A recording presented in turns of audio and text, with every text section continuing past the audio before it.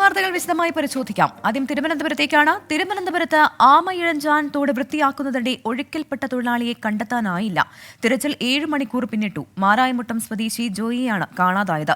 തോട്ടിലെ ഒഴുക്കും മാലിന്യ കൂമ്പാരവും രക്ഷാപ്രവർത്തനത്തിന് വെല്ലുവിളിയാണ്. അഗ്നിരക്ഷാസേനയും അതിഥി തൊഴിലാളികളും തോട്ടിലിറങ്ങി മാലിന്യം നീക്കം ചെയ്യുകയാണ്. രക്ഷാദൌത്യത്തിന് JCBയും എത്തിച്ചിട്ടുണ്ട്. സ്കൂബ ടീം ഇപ്പോൾ ടണലിനകത്തേക്ക് കടന്നിട്ടുണ്ട്. തിരുവനന്തപുരത്ത് നിന്ന് അലക്സ് റാം മുഹമ്മദും ഹരികൃഷ്ണനും ചേരുന്നുണ്ട്. ആദ്യം ഹരികൃഷ്ണനിലേക്ക് പോകുന്നു. ഹരികൃഷ്ണൻ, അതിസങ്കീർണമായ തിരച്ചിലാണെന്നാണ് മനസ്സിലാക്കുന്നത്. അത്രയധികം മാലിന്യ കൂമ്പാരം ഈ തോട്ടിൽ നിറഞ്ഞ് കൂടിയിട്ടുണ്ട്. ഈ മാലിന്യ നീക്കം പൂർണ്ണമായും കഴിഞ്ഞിട്ടുണ്ടോ? ഏത് തരത്തിലാണ് ഇപ്പോൾ പരിശോധന നടക്കുന്നത്, ഒപ്പം തിരച്ചിൽ നടക്കുന്നത്?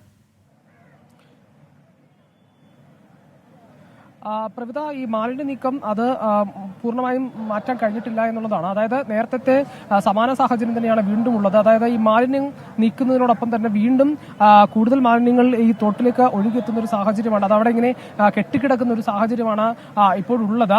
വീണ്ടും ഈ സ്കൂബ ടീം ഈ പ്രധാന ടണലിന്റെ ഭാഗത്ത്, അതായത് ഈ ജോയിയെ കാണാതായ ഭാഗത്ത് വീണ്ടും ഈ സ്കൂബ ടീം തിരച്ചിലിനായിട്ട് ഇറങ്ങുകയാണ്. ഇതിന് നേരത്തെ ഇത്തരത്തിൽ ഈ സ്കൂബ ടീം ഈ 5-ാം നമ്പർ പ്ലാറ്റ്ഫോമിന്റെ അവിടേക്ക് പോയിരുന്നു. അതായത് ഇവിടെ ഈ മാലിന്യമായതുകൊണ്ട് തന്നെ പെട്ടെന്ന് ആളെ കണ്ടെത്താൻ കഴിയാത്തത് കൊണ്ട് അപ്പുറത്തെ സൈഡിൽ, അതായത് ഈ റെയിൽവേയുടെ ഈ പ്രധാന ടണൽ എത്തിച്ചേരുന്ന ഭാഗത്ത് അവിടെ നിന്ന് ഇങ്ങോട്ട് തെരച്ചിൽ നടത്താനുള്ള ഒരു ശ്രമം ഈ സ്കൂബ ടീം നടത്തി എന്നുള്ളതാണ്. അവിടെ നിന്ന് ഇങ്ങോട്ട് ഏതാണ്ട് ഒരു 30 മീറ്റർ തെരച്ചിൽ നടത്താനായിരുന്നു സ്കൂബ ടീമിന്റെ ശ്രമം. പക്ഷേ അവിടെയും ഇത്തരത്തിൽ വലിയ ചെളിയും അതേപോലെ തന്നെ ഇത്രയും തന്നെ മാലിന്യ കൂമ്പാരം അവിടെയും ഉള്ളതിനാൽ അവിടെയും തെരച്ചിൽ നടത്താൻ സാധിക്കാത്തൊരു സാഹചര്യം വന്നു. അതുകൊണ്ട് ആ ശ്രമം അവർ ഉപേക്ഷിച്ച് വീണ്ടും ഈ പ്രധാന ടണലിലേക്ക് ഇറങ്ങിയിരിക്കുകയാണ്.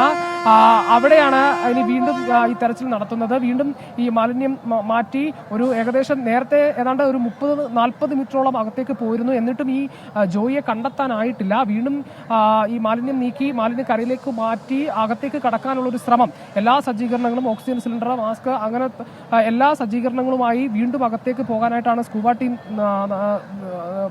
ശ്രമിക്കുന്നത്. ഏറ്റവും പ്രധാനപ്പെട്ട ഒരു കാര്യം എന്ന് പറയുന്നത് ഈ വെളിച്ചത്തിന്റെ ഒരു പ്രശ്നം. രാത്രിയായി കഴിഞ്ഞാൽ ഈ വെളിച്ചം അത് കുറയുന്ന ഒരു പ്രശ്നം ഉണ്ടാകും. അതുകൊണ്ട് തന്നെ അത് പിന്നീട് ഈ രക്ഷാപ്രവർത്തനങ്ങൾക്ക് അത് വലിയ വെല്ലുവിളിയാകും. ഇപ്പോൾ ഈ മഴയൊക്കെ മാറി നിൽക്കുന്ന ഒരു സാഹചര്യമുണ്ട്. അതേപോലെ തന്നെ ഈ തോട്ടിലെ ഈ ഒഴുക്ക്, അത് നീരൊഴുക്കും കുറവാണ് അത്തരത്തിൽ. പക്ഷേ എങ്കിലും ഈ മാലിന്യം കളയാതെ മാറ്റാതെ ഈ തരത്തിൽ രക്ഷാപ്രവർത്തനം ശരി, അവിടെ തിരച്ചിൽ തുടരുകയാണ്. ഇരുട്ട് വീഴുന്ന സാഹചര്യത്തിൽ കൂടുതൽ സംവിധാനങ്ങൾ എത്തിച്ചുകൊണ്ടാണ് തിരച്ചിൽ എന്നുള്ളതാണ് ഹരികൃഷ്ണൻ നൽകുന്ന വിവരം. അലക്സ് റാം മുഹമ്മദിലേക്ക് കൂടി കടക്കുകയാണ്. അലക്സ്, ഇത്തരത്തിൽ ഒരു മനുഷ്യൻ ഈ ദുരന്തത്തിൽ പെടേണ്ടി വന്നോ? ഈ തോട് വൃത്തിയാക്കുന്നതിനെ ചൊല്ലിയുള്ള വലിയ തർക്കം നടക്കുന്നത് കോർപ്പറേഷനും ഒപ്പം തന്നെ റെയിൽവേയും തമ്മിലാണ്. എന്താണ് ഇരു വിഭാഗവും പറയുന്നത്? മേയർ പറയുന്നത് ഇത് കോർപ്പറേഷന്റെ പ്രശ്നമല്ല എന്നുള്ളതാണ്. എന്താണ് റെയിൽവേയുടെ വിശദീകരണം? എന്താണ് മനസ്സിലാക്കാൻ സാധിക്കുന്നത്? പ്രവിത, ഇത് ദക്ഷിണ റെയിൽവേയുടെ ഭാഗമായ പ്രദേശമാണ്. എല്ലാ കാലത്തും ഈ പ്രദേശം, അതായത് ആമയിഴഞ്ചൻ തോടിൻ്റെ ഈ പ്രദേശം വൃത്തിയാക്കുന്നതും ശുചിയാക്കുന്നതും അവിടെ ഈ വെള്ളത്തിൻ്റെ ഒഴുക്ക് സുഗമമാക്കുന്നതും എല്ലാം ആ ജോലി ചെയ്യുന്നത് റെയിൽവേയാണ്, ദക്ഷിണ റെയിൽവേ തന്നെയാണ്. ഇതുമായി ബന്ധപ്പെട്ട് നഗരസഭ നൽകുന്ന വിശദീകരണം ഇങ്ങനെയാണ്. നേരത്തെ തന്നെ നഗരസഭ ഇതുമായി ബന്ധപ്പെട്ട് ആരോപണം നേരിട്ടിരുന്നു. അതായത് കൃത്യസമയത്ത് ഈ ഒഴുക്ക് സുഗമമാക്കുന്നതിന് വേണ്ടിയുള്ള നടപടികൾ നഗരസഭയുടെ ഭാഗത്തു നിന്നുണ്ടായില്ല എന്ന ആരോപണമാണ് അവർ നേരിട്ടത്. അതിന് തൊട്ട് പിന്നാലെ തന്നെ റെയിൽവേക്ക് അവർ കഴിഞ്ഞ ദിവസങ്ങളായി, അതായത് കഴിഞ്ഞ ആഴ്ചകളിലൊക്കെയായി നൽകിയ നോട്ടീസ് നഗരസഭ തന്നെ പുറത്തുവിടുന്ന സാഹചര്യം ഉണ്ടായി. ഏറ്റവും ഒടുവിൽ നോട്ടീസ് നൽകിയത് ഈ കഴിഞ്ഞ 19, അതായത് ജൂൺ മാസം 19-നാണ്. ആ ജൂൺ മാസം 19 കൃത്യമായി തന്നെ ആ നോട്ടീസിൽ പറഞ്ഞിട്ടുണ്ട്, ഈ പ്രദേശത്തെ മാലിന്യം നീക്കം ചെയ്തില്ല എങ്കിൽ മഴക്കാലമായാൽ അത് നഗരമേഖലയാകും, നഗരപ്രദേശത്തെയും ഒപ്പം ഈ കടകളെയും ആളുകളുടെ സാധാരണ മനുഷ്യരുടെ ജീവിതമൊക്കെ ദുസ്സഹമാക്കുന്ന സാഹചര്യത്തിലേക്ക് അത് പോകും. അതിനാൽ അടിയന്തരമായ നോട്ടീസ് ലഭിച്ച 7 ദിവസത്തിനുള്ളിൽ തന്നെ ആ ഒഴുക്ക് സുഗമമാക്കുന്നതിനുള്ള നടപടി റെയിൽവേ സ്വീകരിക്കണം എന്നായിരുന്നു ആവശ്യപ്പെട്ടിരുന്നത്. പക്ഷേ ആ കത്ത് ലഭിച്ചിട്ടും ആ നോട്ടീസ് ലഭിച്ചിട്ടും അത്തരത്തിലൊരു നടപടിയിലേക്ക് റെയിൽവേ കടന്നില്ല എന്നുള്ളതാണ് നഗരസഭ പറയുന്നത്. അത് ഏതാണ്ട് ശരിയാണ് താനും, നമ്മളിവിടെ നിന്ന് മനസ്സിലാക്കുന്നത് ഏതാണ്ട് ശരിയാണ് താനും. നഗരസഭയിൽ ഈ ദക്ഷിണ റെയിൽവേയുടെ ഭാഗത്ത് നിന്ന് ഇതുമായി ബന്ധപ്പെട്ടൊരു വിശദീകരണം അവർ നൽകാൻ തയ്യാറായിട്ടില്ല. ആദ്യം അവർ ഇത് അവരുടെ സ്ഥലമല്ല, ആ പഴി അത് തങ്ങൾക്ക് കേൾക്കാൻ വയ്യ എന്ന് പറഞ്ഞ് റെയിൽവേ തടിയൂരുകയായിരുന്നു. പക്ഷേ അത് അങ്ങനെ സാഹചര്യം. ദക്ഷിണ റെയിൽവേയുടെ പ്രധാനപ്പെട്ട ഉദ്യോഗസ്ഥരാരും ഇവിടെ വന്ന് തിരിഞ്ഞു നോക്കിയില്ല എന്നുള്ളതും പ്രധാനപ്പെട്ട ഒരു കാര്യമാണ്. നേരത്തെ ഇവിടെ വന്ന ജില്ലയുടെ ചുമതലയുള്ള മന്ത്രി വി ശിവൻകുട്ടി തന്നെ ആരോപണം മുന്നോട്ട് വെച്ചിരുന്നു. അതായത് ജില്ലയുടെ ചുമതലയുള്ള മന്ത്രി ഇവിടെയുണ്ട്, നഗരസഭയുടെ മേയർ, നഗരസഭയുടെ മറ്റ് അധികാരികൾ, ഡെപ്യൂട്ടി മേയർ അടക്കമുള്ളവർ മണിക്കൂറുകളായി ഇവിടെ തുടരുമ്പോൾ റെയിൽവേയുടെ ഭാഗത്തുനിന്ന് ഒരു മനുഷ്യൻ പോലും ഇവിടെ വന്ന് തിരിഞ്ഞു നോക്കിയില്ല എന്നൊരു ആരോപണം അവർ ഉന്നയിക്കുന്നുണ്ട്. ഇപ്പോൾ എന്താണെങ്കിലും ഈ തിരച്ചിൽ അത് തിരുവനന്തപുരത്തെ സംബന്ധിച്ച് സമാനതകളില്ലാത്തൊരു തിരച്ചിലാണ് നടക്കുന്നത്. 7 മണിക്കൂർ പിന്നിടുന്നു ഈ മനുഷ്യനെ, ഈ ജോയ് എന്നു പേരുള്ള ഈ മാരായമുട്ടം സ്വദേശിയായ 42 വയസ്സുകാരനെ ഇവിടെ കാണാതായിട്ട്. നമ്മൾ നേരത്തെ പറഞ്ഞു വന്നത് ഈ റെയിൽവേയുടെ തന്നെ കരാർ, അതിനുശേഷം റെയിൽവേ നൽകിയ കരാറിനെ അടിസ്ഥാനപ്പെടുത്തിയായിരുന്നു ജോയും അതുപോലെ തന്നെ ജോയി അടക്കം 4 പേരും ഇന്ന് ഇവിടെ ഈ വൃത്തിയാക്കുന്നതിന് വേണ്ടി ഇറങ്ങുന്നത്. പക്ഷേ നഗരസഭയുമായി ബന്ധപ്പെട്ടവർ പറയുന്നത് അങ്ങനെ ഒരു നടപടി ഇന്നൊരു ഞായറാഴ്ച ദിവസമാണ്, ഇന്ന് അവർ ഇറങ്ങേണ്ട ഒരു സാഹചര്യം ഉണ്ടായിരുന്നില്ല എന്നുള്ളതാണ് പറയുന്നത്. എന്താണെങ്കിലും 3 പേരാണ് ആദ്യം ഈ വെള്ളത്തിലേക്ക് ഇറങ്ങുന്നത്. അതിനുശേഷം മഴ പെയ്തു, ഏതാണ്ട് 10 മണിയോടുകൂടി മഴ പെയ്യുന്നു, ഒഴുക്ക് അവിടെ കൂടുതലാകുന്നു. ഏതാണ്ട് നെഞ്ചളവ് വെള്ളം ആ സമയത്ത് അവിടെ ഉണ്ടായിരുന്നു എന്നാണ് പറയപ്പെടുന്നത്. ജോയിയോട് കയറാൻ കൂടെ ഉണ്ടായിരുന്നവർ പറഞ്ഞെങ്കിലും അദ്ദേഹത്തിന് കയറാൻ സാധിച്ചില്ല എന്നുള്ളതാണ് ലഭിക്കുന്ന വിവരം. എന്താണെങ്കിലും 7 മണിക്കൂർ പിന്നിടുന്നു.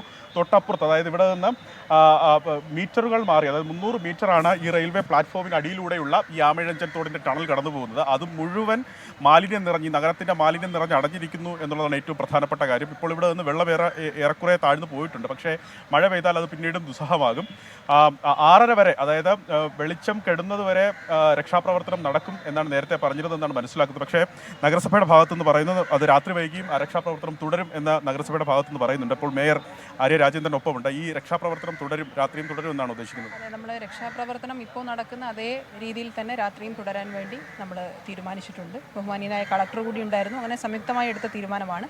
നഗരസഭയുടെ കൂടുതൽ ശുചീകരണ തൊഴിലാളികൾ കൂടി ഈ മാലിന്യം മാറ്റുന്നതിനു വേണ്ടി അവർ കൂടി രാത്രി ഓരോ സമയത്തിന്, ഷിഫ്റ്റ് അനുസരിച്ച് തന്നെ ഓരോ സമയത്തിന് അവരെ കൂടി എത്തിച്ചുകൊണ്ടുള്ള പ്രവർത്തനമാണ് നടത്താൻ വേണ്ടി തീരുമാനിച്ചിട്ടുള്ളത്. റെയിൽവേയുടെ ഭാഗത്ത് നിന്നൊരു നിഷേധാത്മക സമീപനം ഉണ്ടായിട്ടുണ്ടോ? അത് റെയിൽവേ നേരെ തിരിച്ച് ഈ പഴി നഗരസഭയിലേക്ക് ചാരുന്നുണ്ട്? ഇത് ശരിക്കും പറഞ്ഞാൽ നമുക്കറിയാം, നമ്മൾ ഈ നിൽക്കുന്ന ഈ പ്രോപ്പർട്ടി വരുന്നത് റെയിൽവേയുടെ കീഴിലാണ്. അതുകൊണ്ട് തന്നെ റെയിൽവേയുടെ ഭാഗത്തു നിന്ന് കൂടി കടന്നു പോകുന്ന ആമയിഴഞ്ചൻ തോടിൻ്റെ ഭാഗം വൃത്തിയാക്കാൻ വേണ്ടി സംസ്ഥാന സർക്കാരും അതുപോലെ തന്നെ കളക്ടർ, ഡിസാസ്റ്റർ മാനേജ്മെൻറ്റ് എന്നുള്ള നിലയിലും നഗരസഭയും വിവിധ സമയത്ത് റെയിൽവേക്ക് കത്ത് കൊടുക്കുന്ന സാഹചര്യം ഉണ്ടായി. അവസാനമായി നമ്മൾ കഴിഞ്ഞ മാസം തന്നെ ഒരു നോട്ടീസ് കൊടുക്കുകയും ആ നോട്ടീസിൻ്റെ അടിസ്ഥാനത്തിലാണ്, ഒരു തുടർച്ചയായി ഇടപെട്ടതിൻ്റെ അടിസ്ഥാനത്തിലാണ് ഒരു കരാറ് വിളിക്കുന്നതിന് വേണ്ടി തീരുമാനിച്ചത്. പക്ഷേ ഇന്ന് നമ്മളിവിടെ വരുമ്പോൾ നമ്മൾ മനസ്സിലാക്കുന്നത് ഒരു കരാറ് വിളിച്ചു എന്നതിനപ്പുറം ഒരു കൃത്യമായ മോണിറ്ററിംഗ് ഉണ്ടായിരുന്നു എന്നൊക്കെയുള്ള രീതിയിലുള്ള ചർച്ചകൾ പോകുന്നു. പക്ഷേ അതൊന്നും ഇപ്പോൾ നമ്മൾ ചർച്ച ചെയ്യേണ്ട വിഷയമല്ല. നമ്മളെ സംബന്ധിച്ചിടത്തോളം ഇത് ഏതെങ്കിലും തരത്തിൽ അങ്ങോട്ടോ ഇങ്ങോട്ടോ പഴിചാരുക എന്നതിനപ്പുറം അതിൽ സംഭവിച്ചിട്ടുള്ളത് ഗൗരവമുള്ള വിഷയം തന്നെയാണ്. ആ ജീവനെ തിരിച്ചു കിട്ടാൻ ഇപ്പോഴും നമ്മുടെയൊക്കെ മനസ്സിലൊരു പ്രതീക്ഷയുണ്ടല്ലോ. നമ്മളെല്ലാം പ്രതീക്ഷിക്കുന്നത് അദ്ദേഹം ജീവനോടുകൂടി തിരിച്ചു വരണം എന്നുള്ളത് മാത്രമാണ്. അപ്പോൾ ഇന്നിവിടെ അതിനുശേഷം, ഈ സംഭവത്തിന് ശേഷം നഗരസഭ, അതുപോലെ തന്നെ ഫയർഫോഴ്സ്, കേരള പോലീസ്, അങ്ങനെയുള്ള എല്ലാ റെസ്ക്യൂ ടീമും ഒരുമിച്ച് നിന്നുകൊണ്ട്, നമ്മുടെ ഒന്നും ചുമതലയല്ല എന്ന് ആരും പറയാതെ തന്നെ എല്ലാവരും സംയുക്തമായി നിന്നുകൊണ്ടുള്ള ഇടപെടലാണ് നടത്താൻ വേണ്ടി തീരുമാനിച്ചിട്ടുള്ളത്. ഇത്രയും നേരവും അത് തുടരാൻ സാധിച്ചിട്ടുണ്ട്. ഇനി രാത്രിയും നമുക്കത് നിർത്താതെ തന്നെ ആ തിരച്ചിൽ തുടരാൻ വേണ്ടിയുള്ള നടപടികൾ. രക്ഷാപ്രവർത്തനം രാത്രിയും തുടരുമെന്ന് പറയുമ്പോൾ അതിനുള്ള സജ്ജീകരണം എങ്ങനെയായിരിക്കും? കാരണം ഒരാൾക്ക് പോലും കഷ്ടിച്ച് കടന്നു പോകാൻ സാധിക്കില്ല ഇപ്പോൾ അതിനകത്തുകൂടി. അപ്പോൾ എങ്ങനെയായിരിക്കും അത് സാധിക്കുക ഇരുട്ടായി കഴിഞ്ഞാൽ? നമ്മളിപ്പോൾ ലൈറ്റും അത്യാവശ്യം സംവിധാനങ്ങളും നമ്മൾ ചെയ്തിട്ടുണ്ട്. അകത്ത് രാത്രിയുടെ ഒരു സാധ്യത മനസ്സിലാക്കിക്കൊണ്ട് തന്നെ അവിടെ നിന്ന് നമുക്ക് ഈ വല ഇട്ടുകൊണ്ട് തന്നെ, ഇപ്പോൾ നമ്മൾ വലയിൽ നെറ്റ് വെച്ചിട്ടാണ് വേസ്റ്റ് ഷിഫ്റ്റ് ചെയ്ത് മാറ്റുന്നത്, അത് തുടരാൻ വേണ്ടിയാണ് തീരുമാനിച്ചിരിക്കുന്നത്. അതേസമയം നമ്മുടെ സ്കൂബ ടീം സമീപത്തുള്ള ഇതിൻ്റെ ഒരു ഫ്ലോ പോകുന്ന ദിശയിലേക്ക് നമുക്ക് ക്ലിയർ ചെയ്ത് വരുന്ന വേസ്റ്റ് ക്ലിയർ ചെയ്യുന്നതിനനുസരിച്ച് കൊണ്ട് സ്കൂബ ടീം അവർ പരിശോധനയും നടത്തും. ശരി, വളരെ നന്ദി. അത്തരത്തിൽ പ്രവിധ ഏതാണ്ട് ഒരു 300 മീറ്റർ നീളമുണ്ട് ഈ ടണൽ. ഞാൻ നേരത്തെ സൂചിപ്പിച്ചു, ഇവിടെ നിന്ന് മാറി ഏതാണ്ട് 50-75 മീറ്റർ മാറി ടണലിന്റെ മറ്റൊരു ഓപ്പണിംഗ് ഉണ്ട്. ആ ഓപ്പണിങ്ങിനുള്ളിലൂടെ സ്കൂബ ടീമിന് ഈ ടണലിനകത്തേക്ക് കടക്കാനാകുമോ എന്നൊരു കാര്യം അവർ നേരത്തെ പരിശോധിച്ചിരുന്നു. പക്ഷേ കടന്നു വരാൻ സാധിക്കില്ല. കാരണം അത്ര തന്നെ ഈ മാലിന്യം ആ മേഖലയിൽ നിക്ഷേപിക്കപ്പെട്ടിട്ടുണ്ട്. അവിടെ ഇറങ്ങാൻ സാധിക്കില്ല എന്നുള്ളതാണ് അവർ തന്നെ പറയുന്നത്. അതിനാൽ നേരത്തെ ഇവിടെ നിന്ന് 30 മീറ്റർ, അതായത് ഈ തുടങ്ങുന്ന ഭാഗത്ത് നിന്ന് ഒരു 30 മീറ്ററാണ് ഇതിനുള്ളിലേക്ക് ഈ സ്കൂബ ടീം പോയിരുന്നത്. ഒരു 20 മീറ്റർ കൂടി ഉള്ളിലേക്ക് പോകുന്ന കാര്യം അവർ ഇപ്പോൾ ആലോചിക്കുന്നുണ്ട്. 50 മീറ്റർ കൂടി പോയി പരിശോധന നടത്താനാണ് അവർ ആലോചിക്കുന്നത്. പക്ഷേ ഞാൻ നേരത്തെ സൂചിപ്പിച്ചതുപോലെ അവിടെ വലിയ രീതിയിൽ മാലിന്യ നിക്ഷേപമുണ്ട്. അത് മാത്രമല്ല ഏതാണ്ട് ഒരു 3ാമത്തെ പ്ലാറ്റ്ഫോമിൻ്റെ അടിയിലായി ഒരു ടണലിൻ്റെ ഓപ്പണിംഗ് ഉണ്ട്. അവിടെ അവർ നെറ്റ് വെച്ചിട്ടുണ്ടെന്നാണ് പറയുന്നത്. അങ്ങനെയെങ്കിൽ അത് കടന്ന് ഇദ്ദേഹം പോകാൻ സാധ്യതയില്ല, ജോയി പോകാൻ സാധ്യതയില്ല എന്നൊരു പ്രതീക്ഷയാണ് സ്കൂബ ടീമും അതുപോലെ അഗ്നിരക്ഷാ ഈ സേനാംഗങ്ങളും ഒക്കെ പങ്കുവയ്ക്കുന്ന കാര്യം. എന്താണെങ്കിലും ദ്രുതഗതിയിൽ തന്നെ ആ രക്ഷാപ്രവർത്തനം ഇപ്പോഴും പുരോഗമിക്കുന്നുണ്ട്. ഒരുപക്ഷെ സന്ധ്യയായി കഴിഞ്ഞാൽ, അതായത് രാത്രി ഇരുട്ട് വീണ് കഴിഞ്ഞ് കഴിഞ്ഞാൽ അതെങ്ങനെയായിരിക്കും ആ രക്ഷാപ്രവർത്തനത്തെ ബാധിക്കുക എന്നുള്ളതാണ് ഈ ഘട്ടത്തിൽ. എം ജി പ്രതീഷിനോട് ചോദിക്കാം. എം ജി പ്രതീഷ് ടണലിന് സമീപത്ത് നിന്ന് ചേരുന്നുണ്ട്. പ്രതീഷ്, ഇരുട്ട് വീണ് തുടങ്ങിയിട്ടുണ്ട്. ഒപ്പം തന്നെ മഴയ്ക്കുള്ള സാധ്യതയും തള്ളിക്കളയാനാകില്ല. ഈ ഒരു സാഹചര്യത്തിൽ ഏത് തരത്തിലാണ് ഇനിയുള്ള ഈ രക്ഷാദൗത്യം മുന്നോട്ട് കൊണ്ടുപോകാൻ അധികൃതർ തീരുമാനിച്ചിരിക്കുന്നത്? പ്രവിധ സമാനതകളില്ലാത്ത രക്ഷാപ്രവർത്തനമാണ് തിരുവനന്തപുരത്ത് നടക്കുന്നത്. കാരണം ഏകദേശം 8 മണിക്കൂറോളം അടുക്കുന്നു ഈ രക്ഷാപ്രവർത്തനം തുടങ്ങിയിട്ട്. ഇപ്പോഴും ഈ കാണാതായ മാരായമുട്ടം സ്വദേശി ജോയിയുടെ അടുത്തേക്ക് രക്ഷാപ്രവർത്തകർക്ക് എത്താൻ കഴിഞ്ഞില്ല എന്നതാണ് ഏറ്റവും സങ്കടകരമായ കാര്യം. ഇതിന് തടസ്സമായി നിൽക്കുന്ന വെല്ലുവിളി ഉയർത്തുന്ന നിരവധി ഘടകങ്ങളാണ് ഇവിടെ ഉള്ളത്. കാരണം നേരത്തെ ഒന്നും തന്നെ സമാനമായ രീതിയിൽ രക്ഷാപ്രവർത്തനം അല്ലെങ്കിൽ നടത്തേണ്ടി ഫയർഫോഴ്സിന് വന്നിട്ടില്ല. കാരണം ഈ മാലിന്യ കൂമ്പാരം ഒരു വശത്ത് കിടക്കുന്നുണ്ട്, മറുഭാഗത്ത് ഈ ടണലിലൂടെ പോവുക എന്ന് പറയുന്നത് തന്നെ വലിയ ദുഷ്കരമായ കാര്യമാണ് ഈ ഫയർഫോഴ്സ് ഉദ്യോഗസ്ഥരെ സംബന്ധിച്ച്. നേരത്തെ 30 മീറ്റർ ആയിരുന്നു പ്രധാന ടണലിൽ നിന്ന് ഈ സ്കൂബ സംഘം പോയത്. പക്ഷേ 30 മീറ്റർ 4 പേർ 2 അംഗ സ്കൂബ സംഘം ആദ്യം പോയിരുന്നു. പിന്നീട് മറ്റു 2 അംഗ സംഘം ഈ 30 മീറ്റർ ദൂരം മുങ്ങി പരിശോധിച്ചിരുന്നു. പക്ഷേ അപ്പോഴൊന്നും തന്നെ ഈ കാണാതെ പോയ ജോയിയുടെ അടുത്തേക്ക് ഫയർഫോഴ്സ് സംഘത്തിന് സ്കൂബ ടീമിനും എത്താൻ കഴിഞ്ഞിരുന്നില്ല. ഇപ്പോൾ ഈ 50 മീറ്റർ വരെയാണ് മറ്റൊരു മാൻഹോൾ ഉള്ളത്. അതായത് നമ്മൾ ദൃശ്യങ്ങളിൽ കാണുന്ന ഈ ടണലിന്റെ മുൻഭാഗത്ത് നിന്ന് 50 മീറ്റർ വരെ എത്തുമ്പോൾ ഒരു മാൻഹോൾ ഉണ്ട്. അവിടെ വരെ ഒരു തിരച്ചിൽ നടത്താമെന്നതാണ് നിലവിൽ ഈ സ്കൂബ സംഘവും ഒപ്പം ഫയർഫോഴ്സും തീരുമാനിച്ചിരിക്കുന്ന കാര്യം. അതായത് നേരത്തെ 30 മീറ്റർ ആയിരുന്നുവെങ്കിൽ 20 മീറ്റർ കൂടി തിരച്ചിൽ നടത്താമെന്നതാണ് ഇപ്പോൾ തീരുമാനിച്ചിരിക്കുന്ന കാര്യം. പക്ഷേ ഇപ്പോൾ പ്രതികൂല കാലാവസ്ഥയാണ്. തിരുവനന്തപുരത്ത് ചെറിയ ചാറ്റൽ മഴ തുടങ്ങിക്കഴിഞ്ഞു, നേരം ഇരുട്ടുന്നുണ്ട്. അതുകൊണ്ട് തന്നെ ഇനി മുന്നോട്ടുള്ള രക്ഷാപ്രവർത്തനം എങ്ങനെ ആയിരിക്കുമെന്നത് വളരെ പ്രതിസന്ധി സൃഷ്ടിക്കുന്നുണ്ട്. നേരത്തെ ഈ ടണലിന്റെ മറുഭാഗത്തും ഫയർഫോഴ്സ് സംഘം പരിശോധന നടത്തിയിരുന്നു. അത് റെയിൽവേ സ്റ്റേഷന്റെ പുറകുവശമായിരുന്നു. പക്ഷേ അത്രത്തോളം ദൂരം ഈ കാണാതായ ആൾ പോകാനുള്ള ഒരു സാധ്യത നിലവിൽ ഫയർഫോഴ്സ് ഉദ്യോഗസ്ഥർ കാണുന്നില്ല. കാരണം ആ ഭാഗത്ത് ഏകദേശം പ്രധാന ടണലിന്റെ മുൻഭാഗത്ത് നിന്ന് ഈ പുറകുവശം വരെ ഒരു 150 മീറ്ററോളം ഉണ്ട്. പക്ഷേ അത്രയും ഭാഗം വലിയ തോതിൽ മാലിന്യം അടിഞ്ഞുകൂടിയ നിലയിലാണ്. അതുകൊണ്ട് തന്നെ ആ ഭാഗം കടന്ന് നിലവിൽ ഇവർ പോകാനുള്ള ഒരു സാധ്യതയില്ല. ഇപ്പോൾ തിരുവനന്തപുരം ജില്ലാ കളക്ടർ കൂടി ഉണ്ട്. നമുക്ക് ഈ രക്ഷാപ്രവർത്തനത്തിന്റെ മറ്റ് കാര്യങ്ങൾ കൂടി അദ്ദേഹത്തോട് കൂടി ചോദിക്കാം. ഇപ്പോൾ നിലവിലൊരു സാഹചര്യം എങ്ങനെയാണ്? നമ്മൾ സെർച്ച് ഓപ്പറേഷൻസ് കണ്ടിന്യൂ ചെയ്യുവാൻ ഇപ്പോൾ ഈ ഭാഗത്തിൽ നമ്മളൊരു 30ഓളം മീറ്റർ കവർ ചെയ്തു. മറ്റേ സൈഡിൽ നിന്ന് ഒരു 15 മീറ്റർ കവർ ചെയ്തു. സൈമിൾട്ടേനിയസ്ലി മാലിന്യം കൂടി മാറ്റുവാണ്. അപ്പം തുടരാനാണ് ഉദ്ദേശിക്കുന്നത്. അപ്പോൾ ഒബ്വിയസ്ലി മഴ അധികം പെയ്തില്ലെങ്കിൽ വെള്ളത്തിൻ്റെ ലെവൽ ഓക്കെ ആണെങ്കിൽ നമുക്ക് ഒരു ആക്ഷൻ എടുക്കാൻ പറ്റും. നേരെ ഇരുട്ടുകയാണ്. അപ്പോൾ ഇനി അങ്ങോട്ട് എങ്ങനെയായിരിക്കും? ഇനിയിപ്പം ഒബ്വിയസ്ലി എങ്ങനെ ചെയ്യണം, കുറേ കൂടെ കെയർഫുൾ ആയിരിക്കണം. ആൻഡ് ഫ്ലഡ് ലൈറ്റ്സ് വെച്ചിട്ട് സെർച്ച് ലൈറ്റ്സ് എല്ലാം ഓൺ ആക്കിയിട്ടുണ്ട്. അത് വെച്ചിട്ട് നമ്മൾ ചെയ്യാൻ പറ്റും. നേരം വൈകിയാലും രക്ഷാപ്രവർത്തനം തുടരും നിലവിൽ. എന്തായാലും ഇവിടെ ടീമും കോർപ്പറേഷൻ്റെ ഭാഗത്തുനിന്നും റെയിൽവേ അധികാരികളും ആൻഡ് എല്ലാ വകുപ്പിലും സംയുക്തമായി എല്ലാവരും ഓപ്പറേഷൻസ് തുടരും. ആൻഡ് ഇവിടെ സാന്നിധ്യം അവർ ഉറപ്പായിട്ട് രാത്രിയിലും ഉണ്ടായിരിക്കും.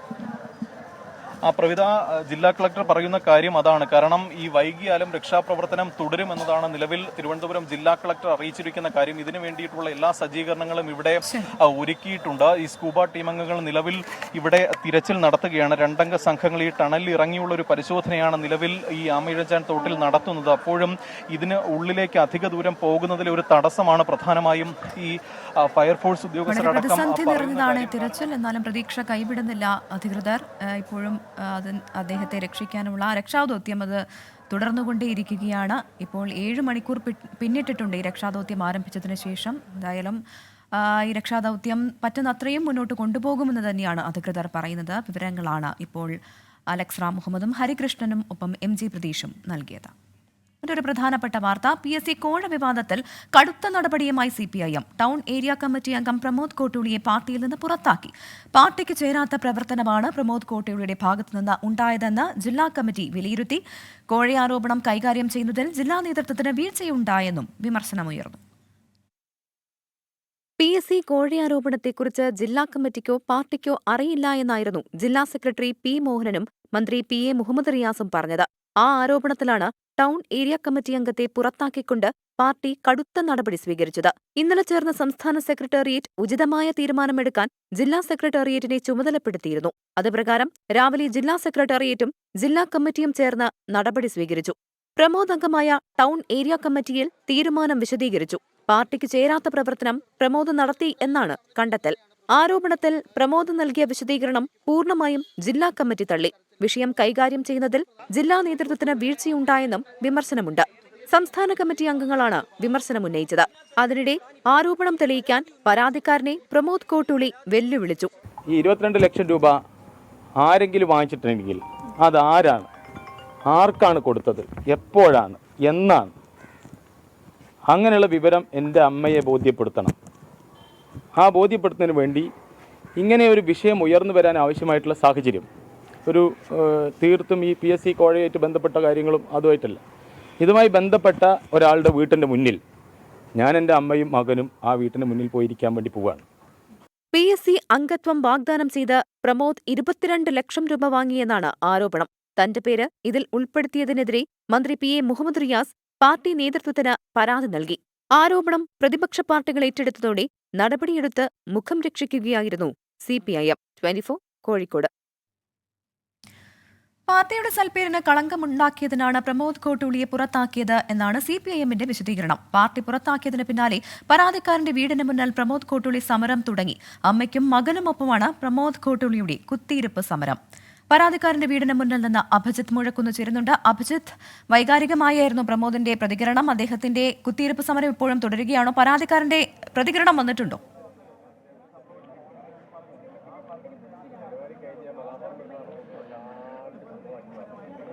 പ്രവിധ വിവാദങ്ങൾ, ആരോപണങ്ങൾ, പാർട്ടിയുടെ പ്രതിസന്ധിയിലാകൽ, ഇതിനൊക്കെ ശേഷമാണ് ഇത്തരത്തിലൊരു കടുത്ത നടപടിയിലേക്ക് CPIM കടന്നത്. ഈ ആരോപണ വിധേയനായ പ്രമോദ് കോട്ടൂളി അല്പസമയം മുൻപ് ഈ പാർട്ടിയുടെ പ്രാഥമിക അംഗത്വത്തിൽ നിന്ന് പുറത്താക്കാനുള്ള ഒരു തീരുമാനം വന്നു. പക്ഷേ അപ്പോഴും എന്താണ് അതിനുള്ള ഒരു കാരണം, ഏത് കാരണം കൊണ്ടാണ് ഈ ഒരു തീരുമാനത്തിലേക്ക് എത്തിയതെന്നുള്ള കാര്യം ഈ ജില്ലാ കമ്മിറ്റി, പാർട്ടി വ്യക്തമാക്കിയിട്ടില്ല. അതിൽ തന്നെയാണ് നിലവിൽ ഈ പ്രമോദ് ഒരു പ്രതികരണം നൽകുന്നത്. എന്താണ് തനിക്കെതിരെ ഉയർന്ന ആരോപണമെന്ന് ഒരു ഘട്ടത്തിലും പാർട്ടി വ്യക്തമാക്കിയിട്ടില്ല. അത് വ്യക്തമാക്കണമെന്നുള്ള ഒരു ആവശ്യം കൂടി നിലവിൽ പ്രമോദ് ഉന്നയിക്കുന്നുണ്ട്. ഒപ്പം തന്നെ ഈ പരാതിയുടെയൊക്കെ തുടക്കം ഒരു വനിതാ ഹോമിയോ ഡോക്ടറുടെ പരാതിയിൽ നിന്നാണ്. ആ പരാതിക്കാരനായ ഈ ഹോമിയോ ഡോക്ടറുടെ ഭർത്താവിൻ്റെ വീട്ടിലെത്തി, ചേവായൂരിലുള്ള ആ വീട്ടിലെത്തിയാണ് നിലവിൽ പ്രമോദ് കോട്ടൂളി പ്രതിഷേധിക്കുന്നത്. പ്രമോദ് കോട്ടൂളിയുടെ ആവശ്യം, ഈ വിഷയത്തിൽ ഈ പരാതിക്കാരൻ എന്താണ് തനിക്ക് ഇതിലുള്ള പങ്ക് എന്ന് ഈ പരാതിക്കാരനായ ശ്രീജിത്ത് വ്യക്തമാക്കണം. അതിനുശേഷം മാത്രമേ താൻ ഈ പ്രതിഷേധത്തിൽ നിന്ന് പിന്മാറൂ എന്നുള്ളൊരു കാര്യമാണ് പ്രമോദ് കോട്ടൂളി പറയുന്നത്. അദ്ദേഹത്തിൻ്റെ മാതാവും ഒപ്പം തന്നെ മകനും ഈ പ്രതിഷേധത്തിൻ്റെ ഭാഗമായിട്ടുണ്ട്. ഈ വീട്ടിന് മുന്നിൽ, ഈ ശ്രീജിത്ത് എന്ന് പറയുന്ന ആളുടെ വീട്ടിന് മുന്നിൽ കുത്തിയിരുന്നു കൊണ്ടുള്ള ഒരു പ്രതിഷേധത്തിലേക്കാണ് നിലവിൽ ഈ പ്രമോദ് കോട്ടൂളി നിലവിൽ കടന്നിട്ടുള്ളത്. ശ്രീജിത്തിൽ നിന്ന് മറുപടി തനിക്ക് ലഭിക്കണമെന്നാണ് പറയുന്നത്. ഈ വാചകങ്ങൾ, അദ്ദേഹം കയ്യിൽ വെച്ച ഈ നോട്ടീസിൽ നമുക്ക് കാണാം. ആരാണ് പണം കൈപ്പറ്റിയത്, ഗൂഢാലോചനക്കാർ ആരെല്ലാം, പണം കൊടുത്തത്, ആര് ആർക്ക് എന്ന്, എപ്പോൾ എവിടെ വെച്ച് എന്ന് തുടങ്ങിയ ആവശ്യങ്ങൾ പ്രമോദ് കോട്ടൂളി ഉന്നയിക്കുകയാണ്.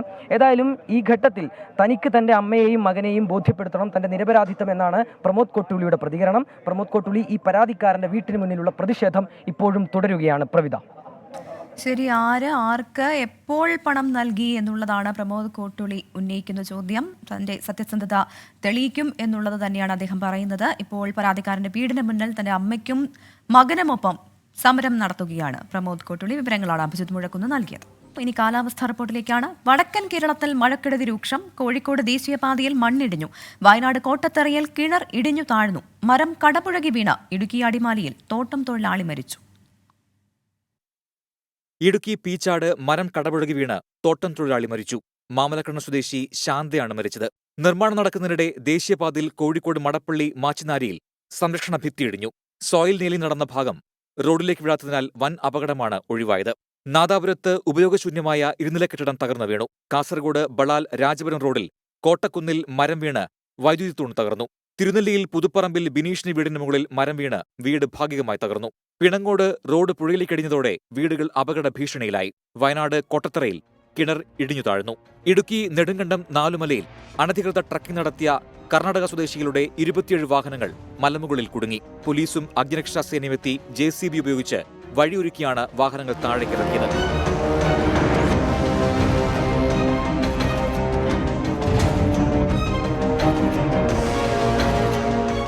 വിവിധ ബ്യൂറോകൾക്കൊപ്പം 24 കോഴിക്കോട്.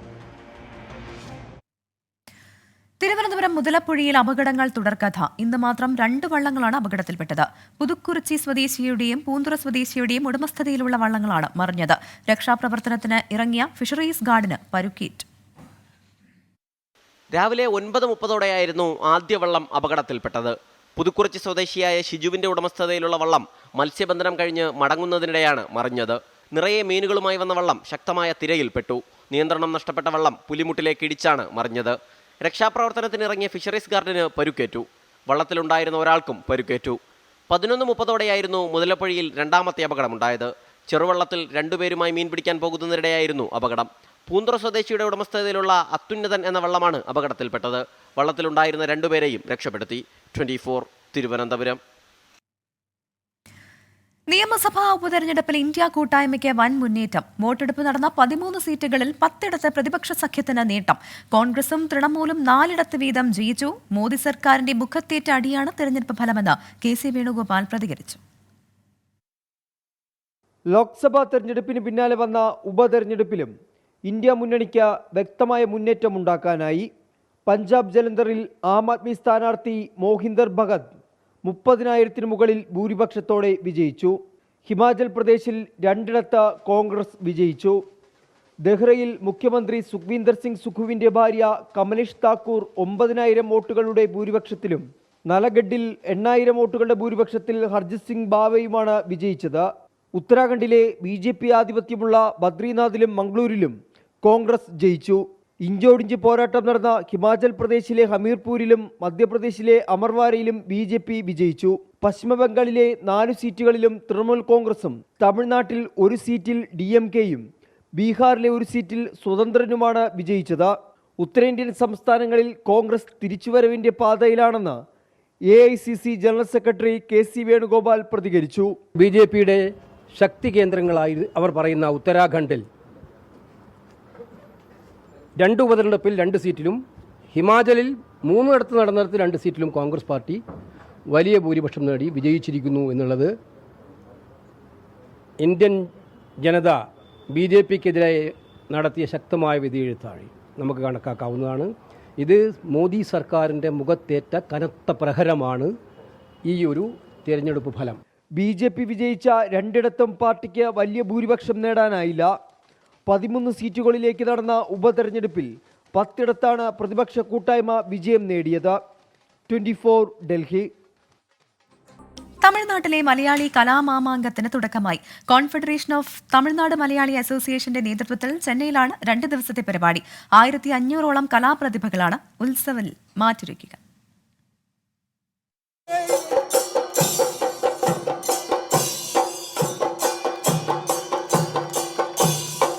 രാവിലെ CTMA president of owner MP Purushothaman പതാക ഉയർത്തിയതോടെ കലാമത്സരങ്ങൾക്ക് തുടക്കമായി. 6 വേദികളിലായി വിവിധ വിഭാഗങ്ങളിലാണ് മത്സരങ്ങൾ നടക്കുന്നത്. തമിഴ്നാട്ടിലെത്തിയ മറുനാട്ടിൽ ഈ മലയാളി സമൂഹത്തിന് വേണ്ടി അവരുടെ മക്കൾക്ക് നമ്മുടെ നാട്ടിലൊക്കെ നോക്കുകയാണെങ്കിൽ യുവജനോത്സവം പോലുള്ള സ്കൂൾ യുവജനോത്സവം അല്ലെങ്കിൽ കോളേജ് സോണൽ മത്സരങ്ങൾ പോലുള്ള കലാമത്സരങ്ങളുണ്ട്. അതിൻ്റെ അവരുടെ പ്രതിഭ തെളിയിക്കാനുള്ള ഒരു അവസരം കൊടുക്കുക എന്നുള്ളതാണ് ഈ സംഘടനയുടെ മുഖ്യമായ ലക്ഷ്യം, ഈ ഉത്സവം കൊണ്ട് ഉദ്ദേശിക്കുന്നത്. കേരളത്തിന് പുറത്ത് നടക്കുന്ന മലയാളികളുടെ ഏറ്റവും വലിയ ഒരു കലാമത്സരമാണ് ഇന്നിവിടെ കോൺഫെഡറേഷൻ ഓഫ് തമിഴ്നാട് മലയാളി അസോസിയേഷന്റെ ഭാഗമായി ഇവിടെ നടന്നുകൊണ്ടിരിക്കുന്നത്. മുഖപ്പേർ മാർ ഗ്രിഗോറിയോസ് കോളേജിൽ നടക്കുന്ന പരിപാടി സംഗീത സംവിധായകൻ കാർത്തിക് രാജ ഉദ്ഘാടനം ചെയ്തു. CTMA പ്രസിഡന്റ് VC പ്രവീൺ അധ്യക്ഷത വഹിച്ചു. നാളെ നടക്കുന്ന സമാപന സമ്മേളനത്തിൽ Gokulam group of companies chairman Gokulam Gopalan അധ്യക്ഷത വഹിക്കും. ഡോക്ടർ കലാനിധി വീരസ്വാമി MP മുഖ്യാതിഥിയാകും. നടി ആര്യ സമ്മാനദാനം നിർവഹിക്കും. 24 Chennai.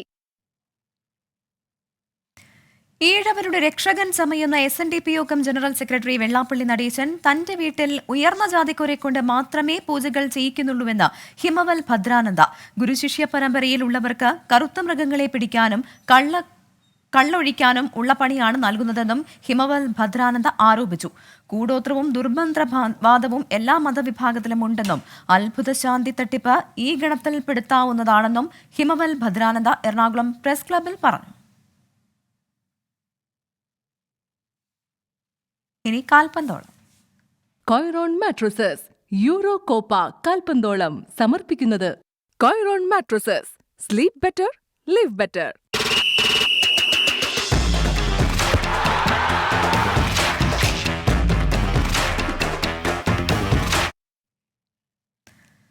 Copa America losers final നാളെ നടക്കും. ഇന്ത്യൻ സമയം നാളെ പുലർച്ചെ 5:30 നടക്കുന്ന മത്സരത്തിൽ യുറുഗ്വേയുടെ എതിരാളികൾ കാനഡയാണ്.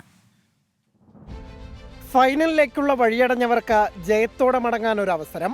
കോപ്പ അമേരിക്കയുടെ സെമിയിൽ വീണതിന്റെ നിരാശ മറന്ന 3ാം സ്ഥാനമായെങ്കിലും മടങ്ങാനിറങ്ങുകയാണ് യുറുഗ്വേയും കാനഡയും. കിരീട സാധ്യതകളിൽ മുന്നിലുണ്ടായിരുന്ന ഉറുഗ്വേയുടെ വഴിമുടക്കിയത് കൊളംബിയ. ഒറ്റ ഗോൾ തോൽവിയുടെ നിരാശയ്ക്ക് പിന്നാലെ കൊളംബിയൻ ആരാധകരുമായി ഗ്യാലറിയിലുണ്ടായ കയ്യാങ്കളിയുടെ വിവാദങ്ങളും മറികടക്കണം മുൻ ചാമ്പ്യന്മാർക്ക്. ഒരുപക്ഷെ നീലക്കുപ്പായത്തിൽ ഇതിഹാസ താരം ലൂയിസ് സുവാരസിന്റെ അവസാന മത്സരമാകുമിത്. ടൂർണമെന്റിലെ കന്നിക്കാരായ കാനഡയ്ക്ക് സെമിയിലെത്തിയത് തന്നെ വലിയ നേട്ടം. അതിന് 3ാം സ്ഥാനത്തിന്റെ തിളക്കം നൽകാനാണ് അൽഫോൺസോ ഡേവിസും സംഘവും ബൂട്ടുകെട്ടുന്നത്. Sports desk 24. ഇതോടെ ഇന്ന് സംഭവിച്ചതിന്റെ സമയം ഇവിടെ പൂർണ്ണമാവുകയാണ്. ഇനി കേരളത്തിലെ ഏറ്റവും വലിയ ജനകീയ ജനാധിപത്യ മണിക്കൂറിന്റെ സമയമാണ്. പൊതുജനം കഴുതിയ ലെസർ എന്ന പരിപാടിയുമായി എത്തുന്നു ആർ ശ്രീകണ്ഠൻ നായർ.